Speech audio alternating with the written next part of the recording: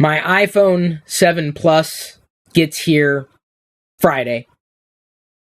I went with the iPhone 7 Plus, the jet black model, before I realized that the jet black model may be not very easy to keep purely jet black, but I did plan on putting a case on it, at which point you may ask, well, why'd you get jet black? Well, because the front would kind of match the bottom, or the camera cutout part, kind of, when you're not talking about the lens apparatus specifically. Though that area may get scratched up. I am now regretting that decision. So, there's area number 1 of buyer's remorse. I'm still not sure if the Plus model is going to be for me.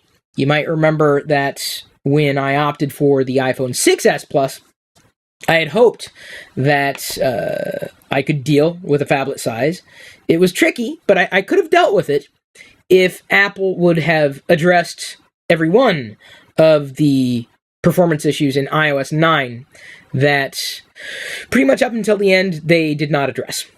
That was disappointing, especially early on when there was a question of whether or not Apple saw the gross oversights, and I say gross almost intentionally, well, specifically with intent, because it's just, when you see dropped frames on these flagship devices, you kind of come to expect it with lower end products, but certainly not a product from Apple. And by the way, this is not about any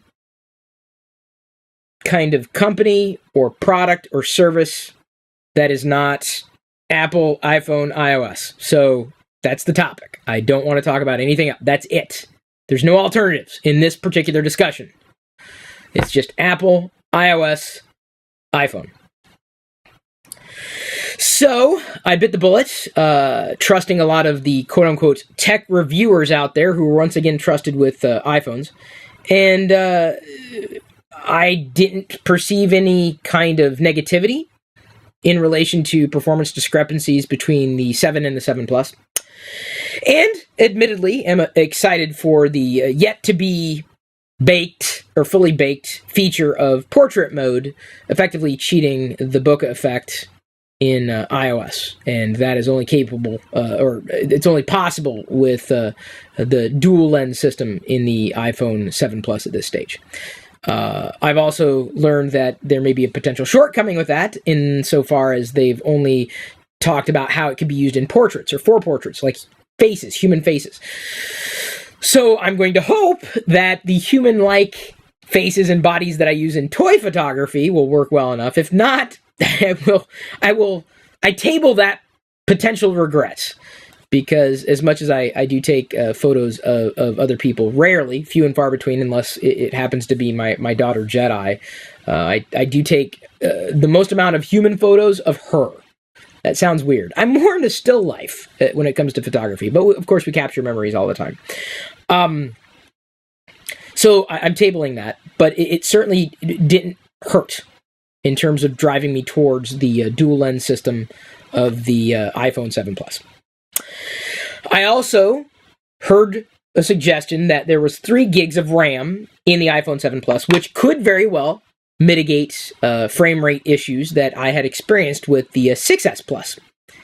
Possibly. I mean, there's no telling if it would or would not. There have been initial tests that have been thrown out to the web suggesting that, adding an additional gig of RAM does not necessarily cause web pages to reload any more frequently than they might on the iPhone 7, which has a now standard 2 gigs of RAM. My hope is also an additional gig of RAM would help, push those pixels across the screen. That was my big issue. I feel that the software was probably more underpowered than the hardware in relation to what it could handle. A lot of my issues with iOS, they go all the way back to iOS 7, and that was really when everything changed for me, and my appreciation for the fit and finish, despite skeuomorphism being what it is, and now would have a very dated effect, and still feeling that Apple made the right decision in moving the ball forward and how they've developed iOS to be far less resolution dependent. They're still missing the mark. So I went with the 7 Plus. Also, because I tried the GM build, the beta of iOS 10 on not just my 6S, but also Diana's, my former iPhone 6S Plus, which she's been using, and it's definitely on its last leg. And it was shocking to me to find iOS 10 for almost the first time in iOS history since iOS 5 to 6. I found that iOS 10 actually improved the speed, and maybe that's just my memory, right? Every iteration of iOS got faster with every faster piece of hardware that Apple gave to it, or provided for it. That changed with iOS 7 dramatically. And now when a new operating system from Apple rolls out, I'm not expecting any performance gains. Typically, it's gotten worse for an older device. iOS 10, to Apple's credit, performs very well, exceedingly well, I would say, on an iPhone 6S and a 6S Plus. Not to say that it's perfect, not to say that it is, absolutely amazing, but they cleaned up animations, did not mitigate every amount of jitter or frame drops, which, I feel they didn't go far enough, but I don't think Apple perceives them as problems. This is Tim Cook's Apple. This is probably the most disappointing thing that I see that really kind of has me regretting the decision I've already made. Allow me to continue. So I ordered the iPhone 7 Plus with knowledge that iOS 10 ran very well on a 6S and a 6S Plus, thinking, okay, well, it would run even better, on newer hardware, right? I got it with the promise of what portrait mode could be.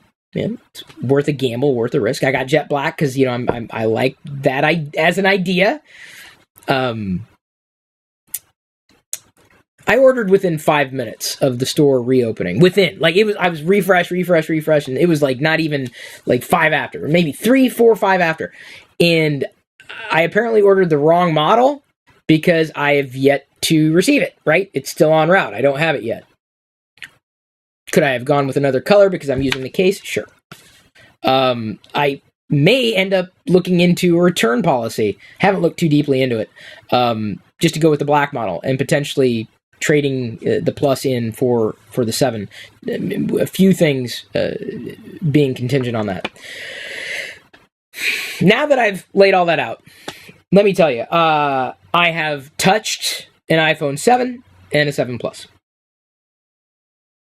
I think the word I would use to describe my first time experience with a 7 Plus is disgust. It's the best word I could come up with. Now, I know there are a lot of people who ooh and ah. Well, look at the industrial design and the curves and the shapes and this. And, ooh, I don't care. I don't care. I mean, I do care, but that's not ultimately what wins me over on a device. I know some people, ooh and ah, specs and it's fast and it's speedy because the hardware is fast. It's not the idea, it's the implementation. Spec sheets don't win me over. I sat in the store. I went to both an Apple store to try the 7 and the 7 Plus, but a regular old reseller, just an average store for the first time I was trying the iPhone 7 Plus. That's what they had on the show floor. And I was just shocked, dismayed, disgusted, really. This is allegedly the fastest smartphone on the planet, but it still drops frames left and right on iOS 10, on newer hardware. Animation timings are off, radically, to the point where I thought it was just me. I thought it was just that phone. That's why I felt I had to go into the Apple store to see it for myself on another. I'm like, wait a minute. These are same problems between not just frame rate issues. We're still dealing with dropped frames in an alleged, I'm saying alleged, the fastest smartphone in the industry. the 7 and the 7 Plus seem to suffer in the same areas. Which, that's where I'm shocked. Why am I disgusted? Because we are now at iOS 10 and iPhone 7. This is beyond inexcusable. It was inexcusable with iOS 7. Everyone said, oh wait, they'll fix it in software, and they never did. Now I know some at Apple, who I have no connection with at all. I should probably email Tim Cook. to just air my grievances. I'll wait until Festivus. That nobody else could see this is probably even more shocking to me, because it is just egregious that no reviewer pointed it out. So I was very excited. There was one session at WWDC that I was excited to hear about. For third-party developers, there's now a call they could make to help load or preload content such that the jitteriness or the frame drops, anything that would cause a skip in visuals, could be mitigated, eliminated, through a call that iOS 10 now has baked in. Yet when I tried to do task switching on the iPhone 7 and 7 Plus, chop. Scrolled some photos. And once they were cached, it was fine, but initially, scroll, jump, scroll, jump. That's what happens. You're scrolling, it's smooth and jump. That's poorly written software. That's something you would expect from a fly-by-night operation, not a multi-billion-dollar company who allegedly has engineers looking at this stuff. This is not what Apple was known for, right? It's kind of what it's become known for now, and honestly, I don't think they care. They don't see it as a problem. If they saw it as a problem, it wouldn't be a problem. iOS 10, there are going to be bug fixes. Absolutely. It's not perfect. I've run into issues on my 6S that I expect to be patched because they're pretty clear. They're clear as day. Something just doesn't work. So there's something that's missing. But these frame drops, these skips, these hiccups, these jitters never get fully addressed by Apple. And this goes all the way back to iOS 7. So my first experience before having the phone in my hand is disgust. Thinking is it just me who's seeing this? Is it my eyes?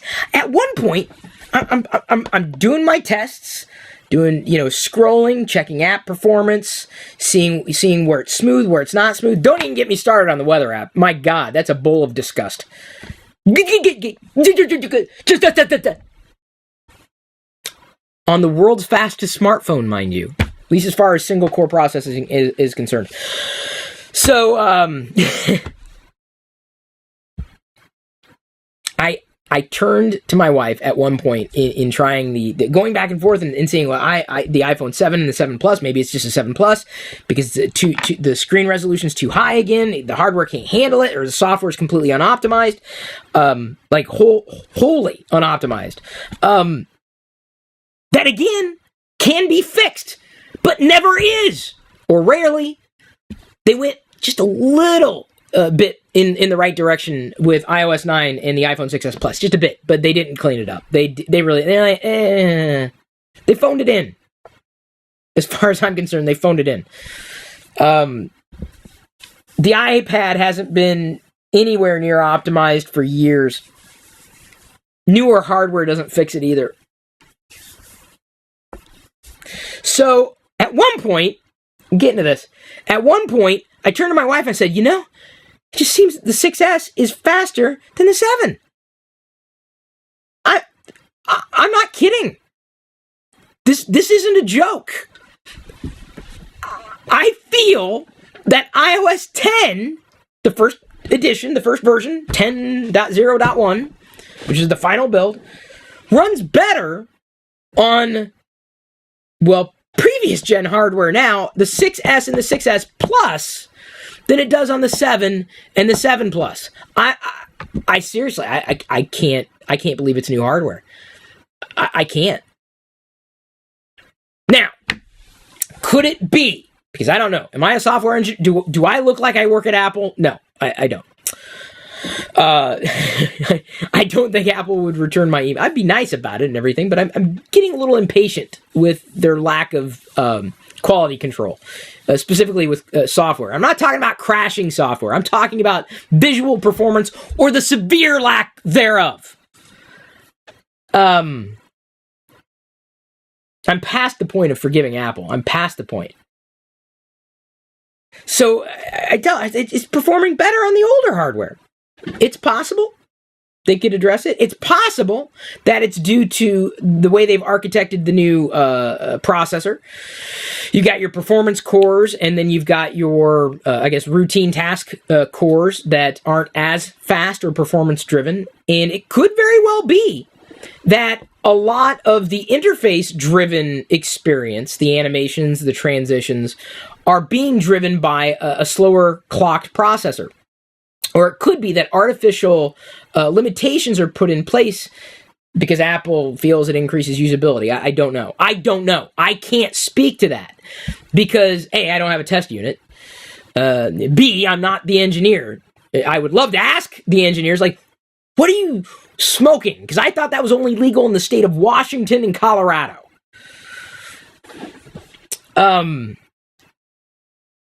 It's shocking to me. It really is. Nothing seemed faster. Nothing that I tried in the admittedly test units in store, latest builds, whatever. Nothing I tried. Nothing was faster. Nothing. Not remotely. In fact, at one point, I opened up the front-facing camera, the FaceTime or the camera app, just to see. I'm like, okay, that's a high-resolution image. Okay, that's the 1080p FaceTime camera. Okay, I'm using the right hardware. Everything else, wow. I can't even tell you how I feel. This was something that I would look forward to every year, but over the past few years with these software releases, man, it gets harder and harder and harder to be remotely excited about. Like, it just is. And it's not like I haven't outlined what could be fixed or what needs to be fixed. It's not that I haven't played nice. It's not that I haven't been forgiving. These complaints go all the way back to iOS 7. Has it gotten better over time? A bit. Could it get fixed? Yes, I keep repeating that because I understand it could get fixed if they see it as a problem. But if they don't see it as a problem, they're not going to fix it. You can't get someone to fix a problem if they don't perceive it as a problem. I just need one person working at Apple to champion this cause. That's it. One person. That's it.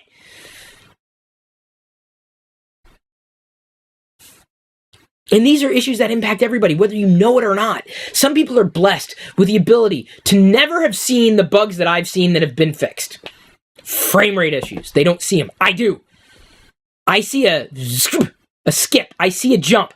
Happens all the time in the music app. All the time. Scroll through notifications. Skip. Scroll through weather. Skip. I don't see it. I don't have a problem. It must be your hardware. No, here's the thing. It's not. Hang on. What? Jedi was talking to me. She wants my old iPhone. That's not going to happen. Mommy's going to inherit it. We're going to offload her very, very, very, very well-loved 6S Plus soon.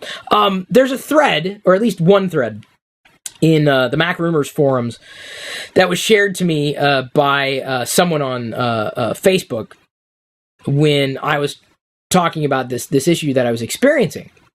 I couldn't believe it, but other people are seeing the same things.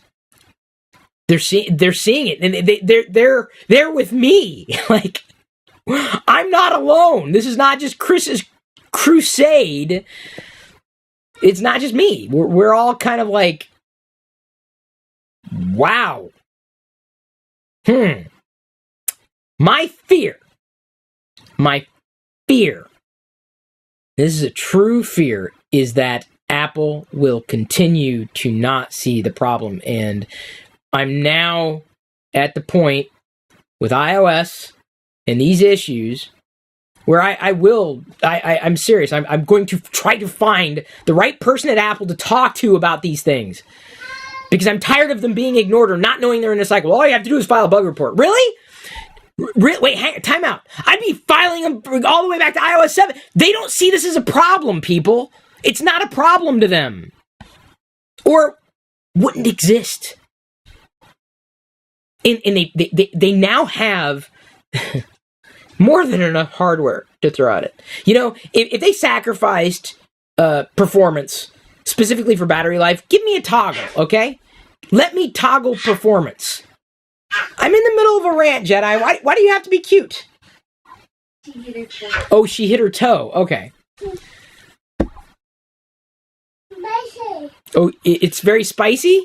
Well, then you should eat it if you don't want a spicy thing. Can I continue with my rant?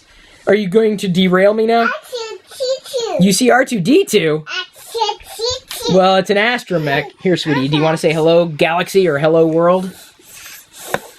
This is our future. Think of the frame rates. She is my daughter. Uh-oh.